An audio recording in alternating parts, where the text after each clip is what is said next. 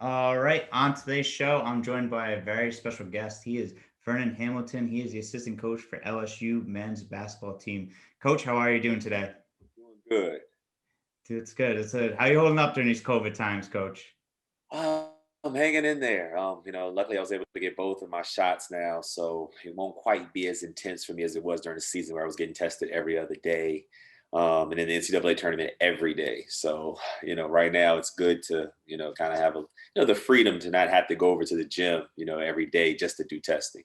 Yeah, that's nice. I mean, that's got to be tough too to get tested every day. How is that like? That must stink. That's got to be a It little bit tough. was. because just between the little bit of time you have, you had to make sure you were either over at football at their facility, over at basketball. They were usually at about three different locations. I mean, all relatively close, but it was a part of our daily routine. And fortunate for us, we only ran into a case one time this entire season. Well, coach got it one time, and then our starting point guard Javante got it, but.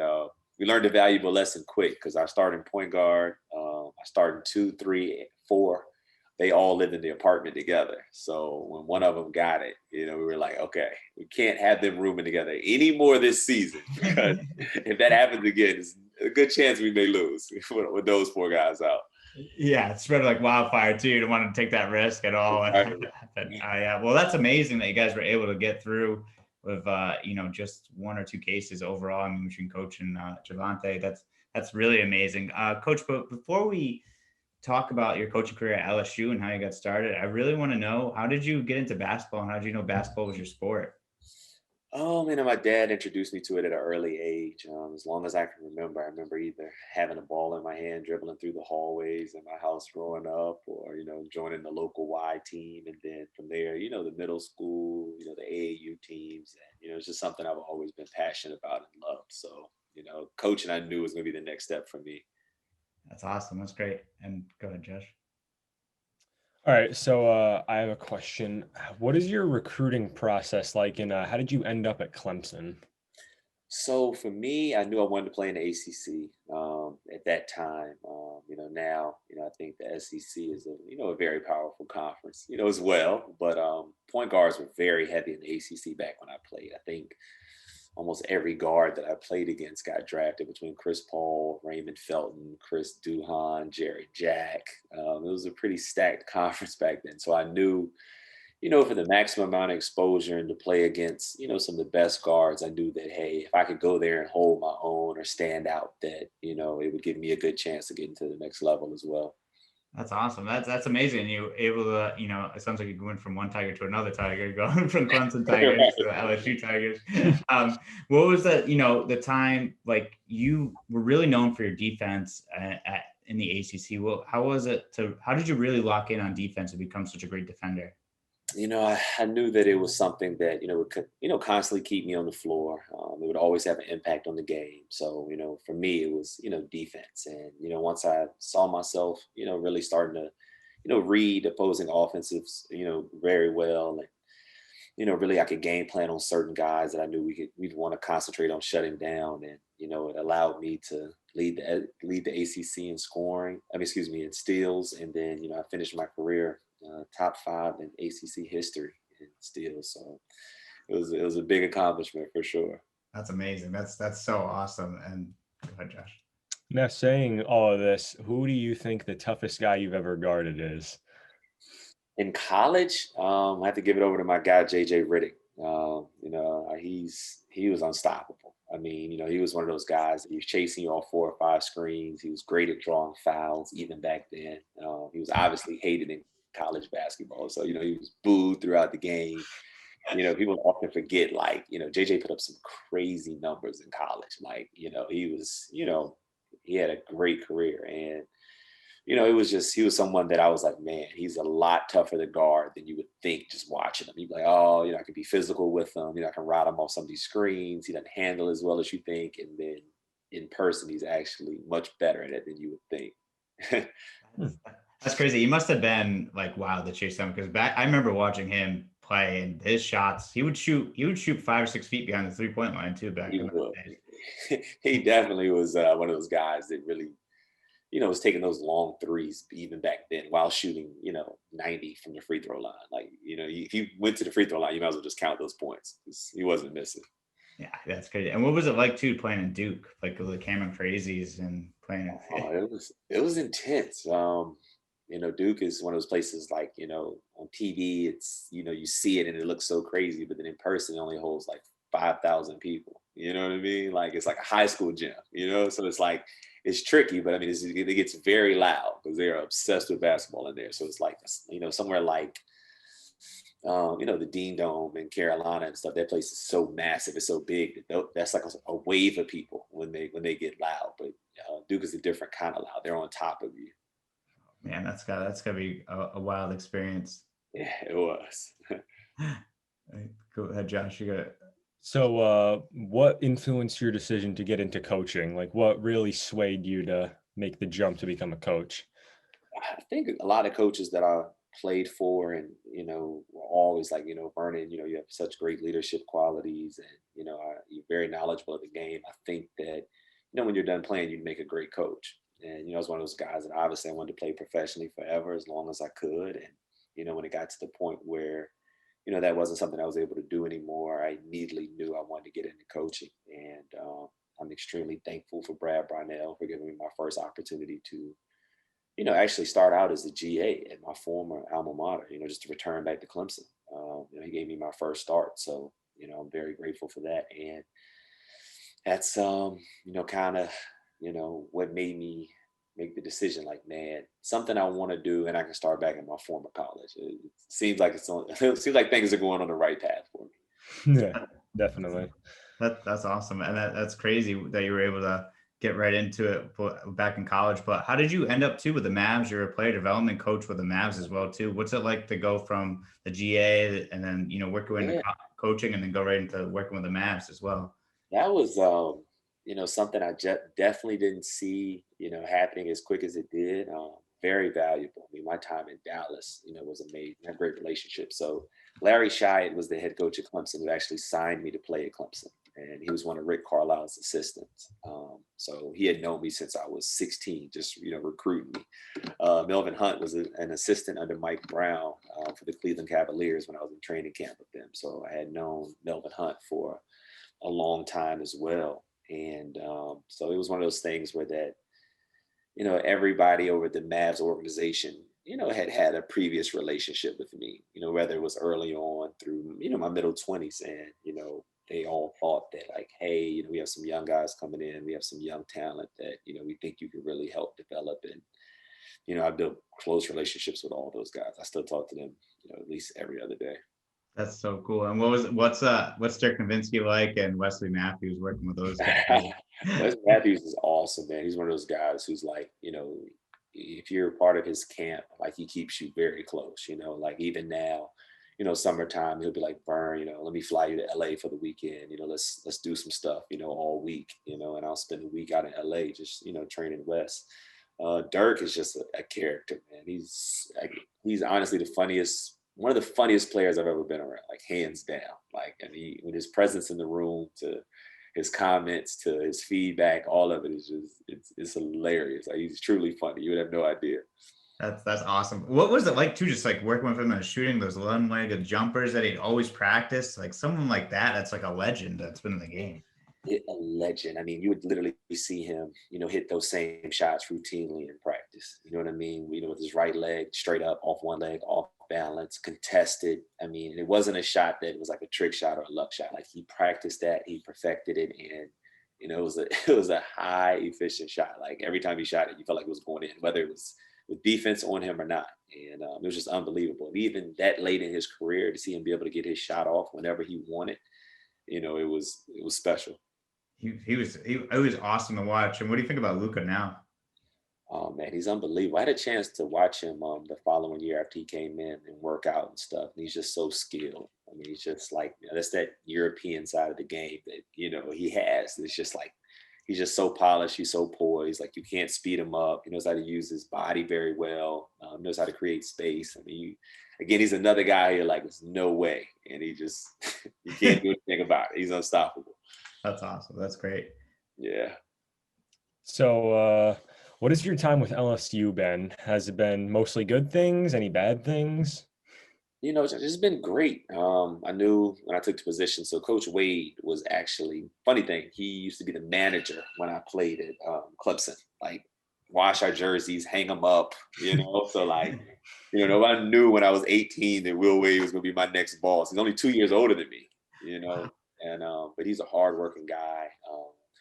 I've known him for a long time. One of the main reasons why I transitioned in back to college was I knew the impact I was going to have. I knew we had some serious talent that Coach Wade just, wanted someone to help push them over the top as far as with their development, both on and off the court. We had a 5-star Trendon Watford. He was a McDonald's All-American. Cam Thomas should have been a McDonald's All-American, but I mean, he came in and proved himself pretty well. He led the SEC in scoring as a freshman, number 4 in the nation. He was someone, Javante and Darius Days, both highly recruited. So I knew we had a very talented team and that, we could go far. So overall, it was a great experience. I can't think of a single moment this year that, was one that was, I didn't feel like we were a team or, we needed to change anything. I mean, obviously, I felt like we should have beat Michigan. So that was a disappointing loss. Yeah. I definitely feel like we were better than them, but hat off to Juwan Howard. He's done a great, exceptional job in his first year there. But, that was the only downside to this year was, a couple stretch of games this year that we dropped some bad ones. Like at Georgia, it was a bad loss, one that, we felt like we could have had a better seeding in the tournament if we had won those games. But we finished strong. And, Coach Wade, I mean, we're the most winningest program in the SEC in the last 3 years. So, I mean, he's come in and done a heck of a job, So that's more than Kentucky, that's more than Bama, that's more than Arkansas. So, a lot of people don't like us, but I mean, that's what comes along with winning, So, but yeah, I mean, we're excited. That's awesome. I root for you guys. I root for you guys in football as well as in basketball. So Yeah. I'm a big LSU fan outside of the Rhode Island area. So Awesome. big LSU fan. But what's it like too as well, like working with Will Wade? That's a two-part question. Like working with Will Wade, who has just really flipped that program around and getting highly talented recruits to come to LSU. I feel like LSU had some like a few down years, and then I feel like Will Wade kind of change that program. What's that like working for a guy that's just so like, doing some great things at the program? Well, one thing I'll say about Will, he's a hard worker. Like, it's not, I mean, I'm obviously open to any questions you can ask, nothing will make me uncomfortable. We can get into everything, like Yeah. Will and I have a great relationship and, Will, whether it's 2 a.m., 4 a.m., 6 a.m., 10 p.m. It could be an offensive set, from a EuroLeague team that Will saw. He was like, "Hey, I think this would work. Like, I really like this. Like, I want to put this in tomorrow. Tell me what do you think about it? Mm-hmm. Hey, I saw this kid. Tell me what do you think." Like, he's always thinking basketball. Like it is on his mind, literally 24/7. He's the only person that I've ever seen that like does not take a break from it. Like it's literally he eats, sleeps, and breathes it. I could go over to the gym right now. And he's going to be in there. He's like, "What's up, Vern?" He's going to sit down. We're going to end up having to watch something and talk about it. So I love that part about Will. Players coach for sure. Will challenge you, fiery, will get after you, but all in ways to motivate you, never to put you down, never to, to call you out. That's not really his style. As far as recruiting, Will loves talent. He loves guys who can score. He's done a great job at, putting Naz Reid in the NBA. He's going to get a very nice contract next. Tremont Waters was unstoppable while he was here.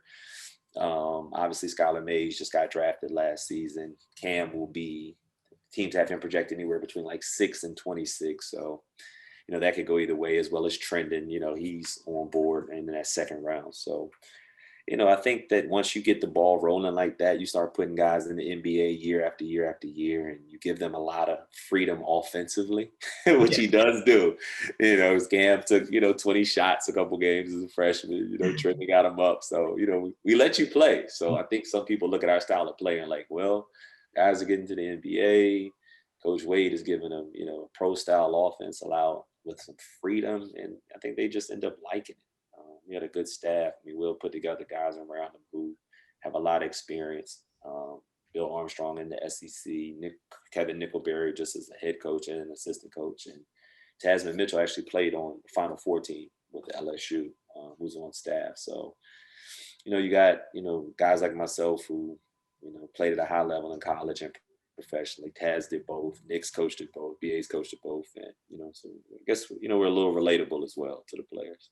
It sounds like you guys have a great staff too. The guys Yeah. that you all played on the high level, and I think that's awesome. That probably relates to the players as well too. And what's also too, what was it like playing in the conference finals this year? I know it was a tough one to Alabama, but you guys, beat a good Arkansas team, and you almost beat a great Alabama team as well too. Yeah, I mean that actually hurts more than Michigan. I'm trying to forget about that one.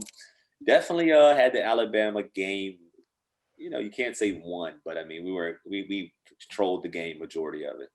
We were free throw 2 away, a block out, a stop. Two guys ran into each other on a putback and just knocked it out each other's hands. That could have gave us an SEC championship ring, which I was ready to get fitted for. But hopefully next year. But that was a very good game. I mean, we had a good year. I mean, to be able to go places like to Missouri with them as well as they were playing down the stretch and win, to go play Arkansas in the SEC tournament. I mean, that's a tough game to get to the conference championship. Like, we did not have an easy path. And, we found a way to get there. And, even from carrying over into that, and as good as Alabama, was this year, and, we struggled with them big time the first time. But by the time we played them that third time, we had a little bit more moxie, a little bit more swag, a little bit more confidence to us, and guys were like, I promise you it's not going to go like that again. So, we had that, fight in us. And NCAA tournament, big first round win, a lot bigger than what people realize. I mean, St. Bonaventure's at the end of the day won the A-10 outright in the regular season and then won the conference championship. So, that was a tough first round. I mean, for us to finish top 3 in the SEC and be an 8th seed was a little, I didn't think we were 8th seed, especially if you look at us on paper, we got some talent. But, that's on the committee. But, we had a tough one, the first one. And I mean, we just couldn't get away from Michigan. Like, we'd go up 8, back-to-back threes, it'd be a 2-point game. They'd take the lead by 4, we'd come back and go up 1. And it just, it was like that until about the 3-minute, 4-minute mark in the game. And then it just, it started to get a little bit away from us. But, Cam had 18 at the half, as a freshman. So, it was a lot of highlights from the season. We had 3 out of our starting 5 were on all SEC teams. So, as a coach, I mean, that's the kind of stuff that, your program, like LSU won, they want to see you win a SEC championship or get to the title game. They want to see you do well in tournament. They want you to have all conference players. We did all 3 of those. So that's amazing. Yeah. So it's a heck of a year during like a crazy time. So you can't really, you can't really beat that as well. Josh, you have a question for Coach? Yeah. Is there anybody that you matched up with, like on an opposing team, that really just like amazed you or just like completely blew you away? I'm going to be honest. Quinterly from Alabama, he didn't, he's part of the whole Jelly Fam thing. Yeah. That whole movement.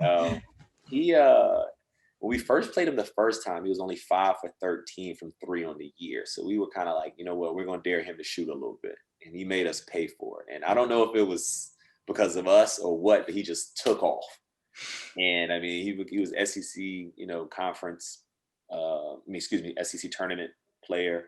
He won the MVP of that. Like, he was unstoppable to guard. I mean, I was like, wow. He was him. He was somebody. Moody, he was freshman of the year for Arkansas. I work with Cam Thomas every day. So, I'm going to be a little biased and say I was in awe of him, because I think although he only shot 33% from 3 this year, and it was a lot of volume. But when he gets in the NBA workout, I've seen Cam make 27 straight in the right corner 3 before. Wow. I've seen him go 88 for 100 from 3, like NBA threes, deep threes, not like college threes, like in a workout. So, he's someone who I know will, do really special things. But I'm super excited. We just got Xavier Pinson. He's another guy, played in Missouri. Yep. We got him out the portal a couple of days ago. And, he's a lot like Javonte, but also super athletic. Like, people are going to be really surprised. We have one other guy, I can't put it out there yet, that, hopefully will be announcing he's committed to us this week. And that goes down, we got a pretty good backcourt coming in. So Interesting. All right. exciting times at LSU. We'll see. You know, Will, he's gonna pull something off. Bit of mystery going on. I'm sorry, what did you say? A little bit of mystery going on. Yeah, a little mystery just for right now. We'll be looking at the news for it as well. Coach, what do you think about, if you can answer this question, what do you think about the transfer portal and a lot of guys using the transfer portal now? I mean, I hear it's more guys than scholarships available at this point. Like, it's just, people are just, I think a lot of guys will end up going back to school. I think it's become the new cool thing to do, kind of like, back when guys could declare and then go back to school. Some of it's for social media, for the hype, for the attention, to post these new graphics committed somewhere. But some of them, it's a better situation. Some of them, committed to programs where their coach got fired. This gives them a chance to go stay within conference, by other schools that recruited them, where they can play right away. So it's an advantage for players. It's stressful times for coaches, though. Like, oh, you're gonna come back to school, and, you need to replace this scholarship, but you also got to make sure that, like, hey, before I replace it, is this player coming back? So, I think this will be the last year of it to this degree. I think with COVID and then everyone gets this year back. So that's the part that kind of gives guys the freedom to do so. But it hurts the high school kids because a lot of them you would normally recruit, but if you can get you a senior point guard right now versus a senior high school point guard to replace your guard who just left, I'm gonna go get a senior point guard, just to have some more experience in that area. Yeah. Oh yeah, definitely. I completely understand that, where those come from. I've been seeing that the transfer portal, a big thing. It seems like I figured I wanted to ask you and see what your experience with that. Josh, do you have any other questions for Coach? Yeah, I gotta wonder, what was the NCAA tournament like this year? Like, was it weird, like, or like just a lot different? It was so many teams between the two hotels. At least for that first week, we had to quarantine the first 2 days we got there. There was food in our rooms. We weren't allowed to leave. So, that was obviously very different. Kind of took away some of the fun of being able to just, walk around in Indy and take it all in.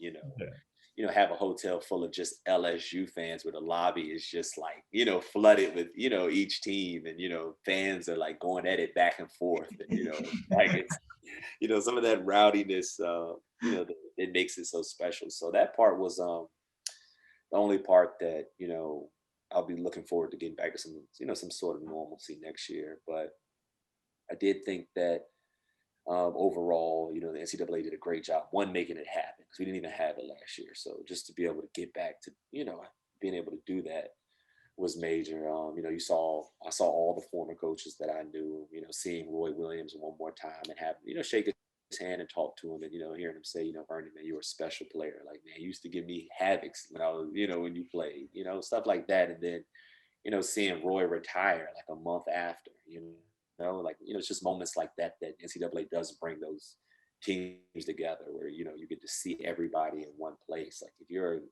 young person looking to get into coaching, usually you go down for the Final Four in the NCAA tournament, because that's where coaches are interviewing for new jobs, or every college coach is there, looking for their next move, and you can introduce yourself, get yourself started. I remember tracking Will Wade down in San Antonio, like, Coach, I want to get into coaching. He'd be like, all right, Vern, I got you. You're like, no, Coach, I'm serious. He goes somewhere else, I'll follow him there. And he's just like, God, like, yeah, I can't get rid of Vernon, And then, some of these coaches want to know that you're serious about, especially when you're a former player. It's always like, are you done playing? You sure you don't want to play anymore? You sure you're ready for these type of hours? Because you go from being, a player who's there an hour before and then practicing for 2 hours and then done for the day, versus, all right, now let's go watch practice. Let's go break down film. Let's break down this guy's shot and chart. Let's go scout our opponents. Let's put together. It's totally different. So you really got to love it before you really want to get into coaching. Yeah. Some late nights in the coach's office for sure. I can imagine. Yeah. And like, quick turnarounds, like the NCAA tournament. Some of those games are quick turnarounds. So you got to go back to the hotel, and it's like, usually you're not playing a team that, you've played throughout the year. So now you got to go prepare for them and get ready. So it's quick. It's wild. That's gonna be wild too to have, especially in the NCAA tournament. You get past the first round, you got to play another day right after. So Right after. Yeah. it's gonna be wild. Yeah. Coach, we got a few more questions for you, and then we'll wrap it up. So I gotta ask too, because this is a question I want to know. When you're in the late night offices with those late nights, what's the go-to takeout? Oh man, coach is usually gonna order. Coach isn't a huge pizza guy. Not really. I mean, he'll just order a bunch of stuff. You know what I mean? And he'll just have it sent. Whether we have this kolache place, we have this, really good pita restaurant that we have as well. And then TJ Ribs on campus, they have everything. So Coach does this TV show there. So anything on the menu there, is a good options. Whether it's the quesadillas or the ribs, anything, they're good. Yeah, that sounds awesome. Have you had any crawfish yet since you've been via? I have. I actually had it for the first time. It still weirds me out a little bit. It's just like, it's such a hey, down here, if it's out, you better have it, Yeah. You better enjoy it. But I like it though. It's not bad. I'm just like, it's literally like, I've never seen so many in my life. That's the creepy part. Yeah, watch out. If you can hang out with Coachella, he might buy you a bunch. So that's I heard some stories. I believe it. The crawfish broils down here are like, oh man, the next level. That's awesome. And Coach, what do you look forward to, coming up the upcoming years, being a part of LSU and being a part of such a, great program? Yeah, I think for us right now is to continue to advance. Coach Wade won a regular season SEC championship his first year, 2019. And last year we got to the conference championship game, which we hadn't been to in like 30, 40 years. So that was a major accomplishment. And like I said, to be a tip in a way, it's heartbreaking. But Coach wants to put together a Final Four team. That's how he looks at everything. That's how he approaches it. We felt like we had that this year. You look at a team like UCLA, who just kind of stormed their way through, and they weren't projected to do as well as they did, but it happened. Yeah. And we felt like we had that level of talent. We felt like we had the matchups. Despite like Michigan being a 1 seed, we felt good. We felt like Big Ten basketball is, a little slower paced than what we play. Like Coach Wade puts up 85, 90 points a game. Like we get out, we score. We're gonna have a lot more possessions. A Big Ten game might be 68, 66. SEC games are gonna be, 89, 95, 91. So, we felt like it wasn't a bad matchup. So, we do feel as if, we can compete with any team in college basketball, and we're gonna keep trying to put the pieces together to do so. Got a lot of young talent. Yeah, sure. That's amazing. It's going to help you guys out down the line, and looking forward to LSU make that Final Four push, and maybe for that championship as well too. Absolutely. That's awesome. Josh, you got any questions for Coach? Yeah, just an in general question. What's your favorite thing to do outside of basketball? I love to travel. I think I had a chance to play overseas. Like I played in Germany, Turkey, Dubai, Switzerland, Italy. I coached in South Korea briefly, and played in the CBA out in China, where a lot of ex-NBA guys go. And for me, when I have some free time from basketball, I'm a little different than Coach Wade. I'm completely fine with getting away from it for a little bit. Spending some time with my niece and nephew and my family. I come from a very close family, so when I can get away, if I can get a little time down in LA or Miami and link up with Wes and Dennis Smith Jr. and those guys, I'm gonna go do it. That's for sure. That's awesome. That's amazing. You're able to do that. And last question for you, Coach. I know you played a little bit in the NBA and had some time playing in the NBA as well too. You played for Detroit and the Cavs. What was it like to play with that Detroit team that had like Hamilton and Ben Wallace and those guys, and as well as be part of a team with LeBron James as well?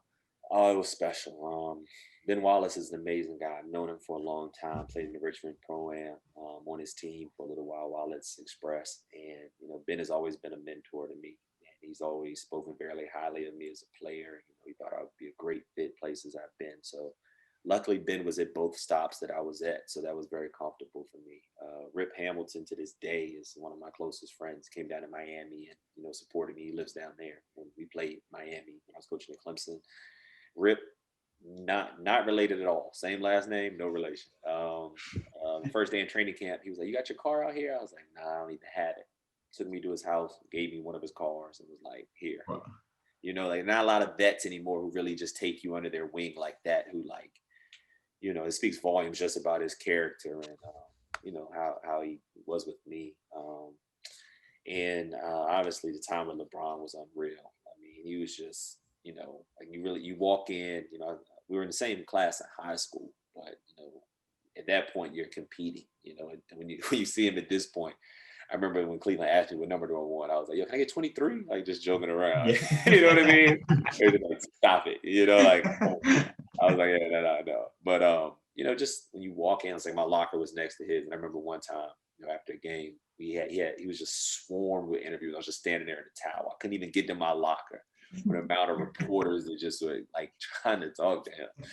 And but I mean, his work ethic was unreal. I mean, and the way he takes care of his body, that's all true. He really puts all that time into, his body, his fitness, and working out. And just to watch his growth over the last couple of years has just been unbelievable. And he keeps his friends close. And he's put them all in position to be successful. And that says a lot about him too. So all around for me, it was just, a great experience. I mean, it was one I'll never forget. I mean, Cleveland was very special just because, those guys on that team, the hype behind that team, LeBron being in his prime, the year before he leaves to go to Miami, the following one, like it was a lot leading up to, everything he had going on. So, unbelievable times.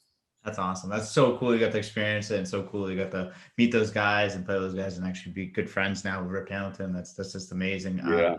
That's so cool. I was a big Rip Hamilton guy when he played at UConn growing up. So, but Coach, that's all the questions we have for you today. I just want to say thank you so much for being on our show. This has been awesome. It was so much fun talking to you and getting to know you. And, we definitely can catch me at an LSU game, hopefully down the line. I got you guys. Anytime you want to come down, let me know. It's a great place to be. And the PMAC is an exciting place to play in. We got a huge Shaquille O'Neal statue out front of him, breaking the backboard, shattering it. It's it's really nice. That's awesome. Well, I have to get down there, and we'll definitely let you know for sure if we make it down there for a game. Have you met Shaq as well? Either way. Yeah, he comes to practice often. His son Sharif is on our team. Yes. Yeah. Sharif on there, big time, recruit. Committed to UCLA and then made a decision to come down here and play with us. He was hurt a lot this year, but he's another guy who, as he's putting on some weight and you see it, Sharif can play and he's freakishly athletic. Like it's a lot of that I don't want people to know yet. They just got to see it. I don't want them to scout for him yet. But yeah, Sharif is special for sure. He's not somebody who, and one thing that's so special about Sharif is that for his mother and his father both to be as successful as they are, he's open to learning every day. Great kid. That's awesome. That's amazing. Yeah, we'll cut some of the parts where you say he's special, so no one will find out. So. Right. And on top of that, Sharif has 2 lockers because that's how many Kobe's he has. It's unreal. His shoe collection is. I've never seen anything like it in my life. He can wear a different shoe for the entire basketball season if he wanted to.